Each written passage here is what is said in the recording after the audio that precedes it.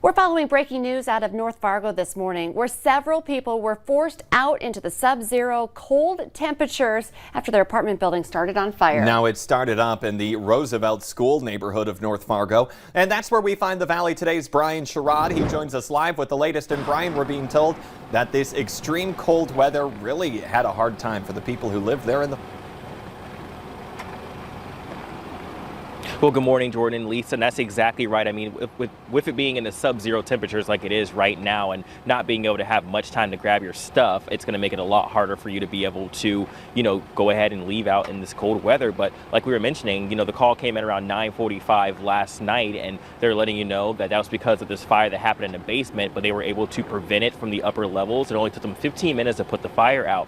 Now, like you just mentioned, we were able to ask the same thing with the battalion chief, and he was saying that usually it is challenging, but today it managed to turn out fine. So there were no injuries to report at this time. The battalion chief says they are still investigating the cause of the fire and the damage caused. He does confirm that the fire did start in the basement, also confirms 10 to 12 people was displaced for the night. Now, Matt Bus provided a vehicle for people living in the building to stay warm.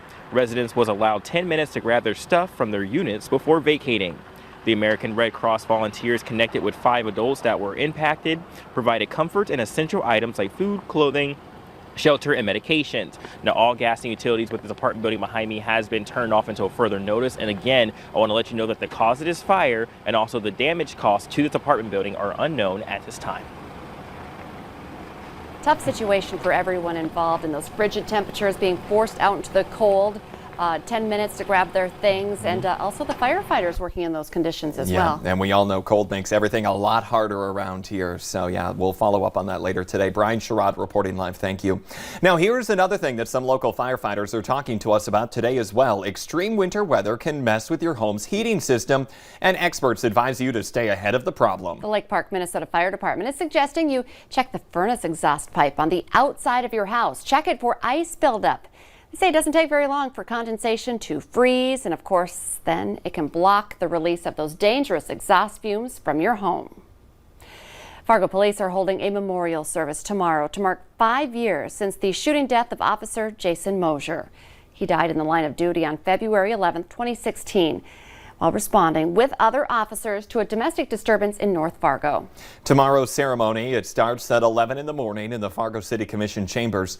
Members of the public are invited to attend, or they can watch it on the City of Fargo broadcast channel 56 at tvfargo.com or streamed live on social media platforms as well.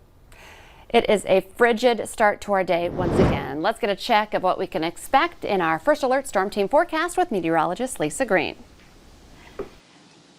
Good morning. I thought I'd start with a little bit of positivity here this morning because I know it's been tough being through this latest stretch, and if it's taken a toll on you, you'll want to focus on this. How around this time, close to that 7 o'clock hour, is going to look in the coming days here. It's already starting to brighten up a little bit because our sunrise now is more into the 7 o'clock hour, 7:39 today. Let's look at a month from now. It's going to look a lot brighter. In fact, sunrise almost about 50 minutes here earlier a month from now. So we're really gaining a lot of daylight, again, about 3 minutes a day at this point in time. And we'll have daylight saving time start in March, so that kind of shifts the sunrise and sunset times. So we'll kind of be in that 6 a.m. range here in the next couple of months as we head into April. And then by the time we're looking at 3 months ahead, a very early sunrise. It's 5:58, so it'll be nice and bright around this time. So we're gaining daylight, something to look forward to as we're stuck in this frigid weather. We're looking at some temperatures right now into the teens, even some 20s below zero. It's 21 in Baudette, 20 in Langdon. It's 20 below, I should say, in Langdon, 13 below in Fargo, and 15 below in Grand Forks. And your wind chills, this is brutal. Definitely want to make sure we're still putting on all the layers here as we're stepping out this morning. 31 below in Fargo, a wind chill of 35 below in Grand Forks, and 44 below in Langdon. So we still have those wind chill alerts in effect all the way through Sunday, with wind chills that will continue to be at times into that 30 to 50 below range. Some of the worst times for that to be areas into the late night and early morning hours when our temperatures themselves are low. And radar and satellite looking quiet. We've got some sunshine here, looking at that ice storm starting to ramp up down into the mid-Mississippi River Valley and the Kentucky area. We will avoid that kind of weather at least, but it's cold and dry. And temperatures out at the bus stop today, both frigid heading to school and heading home from school. Yesterday, Fargo got to 0. Today, we'll stay below 0, likely in the Southern Valley. Maybe a couple of us down by South Dakota reaching that mark. But overall, looking cold. And this cold air is around to stay as we continue on in the forecast for this week. So hang in there. We've been showing you, have a little bit of relief toward the end of our extended planner. Lisa, thanks for keeping us updated. Some parents in West Fargo, they're frustrated after another car was caught on camera driving past a school bus with the stop arm out. It happened yesterday near Brooks Harbor Elementary, and that's where a similar incident happened earlier this school year. Now, here's what surprised a lot of parents. Police say the driver did not do anything illegal. Because it's a divided highway with the barrier that occurs here on 9th Street, oncoming traffic is not required under North Dakota Century Code to stop for that violation.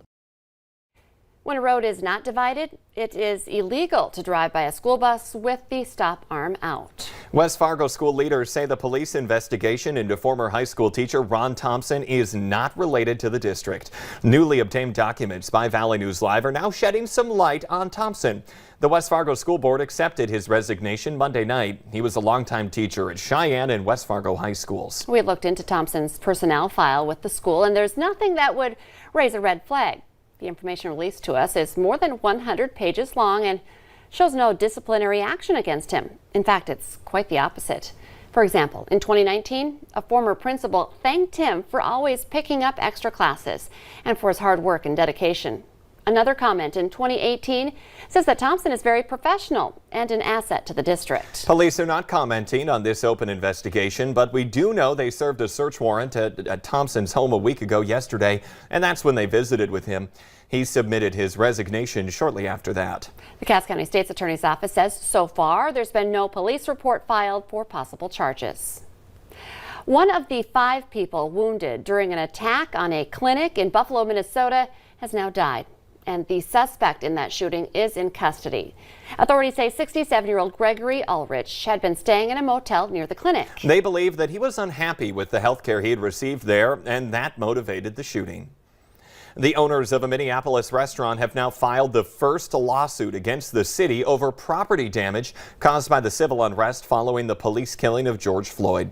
A federal complaint filed Monday by the owners of Town Talk Diner and Gastropub alleged that Mayor Jacob Fry knew about the seriousness of the violent protest, but he and other city leaders failed to take the steps to protect small businesses along Lake Street. The Minneapolis city attorney disputes the lawsuit and says the mayor acted swiftly and requested support from the Minnesota National Guard. 2 men accused in a construction fraud scheme in central North Dakota in McLean County have each been sentenced to 15 months in prison and have paid more than $700,000 in restitution. 56-year-old Bartley Gorman Jr. and 27-year-old Sean Gorman, both of Minot, pleaded guilty to criminal charges, including exploitation of a vulnerable adult and construction fraud. An affidavit filed in McLean County says the 2 men victimized elderly or vulnerable people using residential construction fraud. A court affidavit says the 2 men are part of a crime ring known as Travelers, the Irish Travelers, and several other names, and they concentrate their efforts on construction scams in rural areas of oil-producing North Dakota.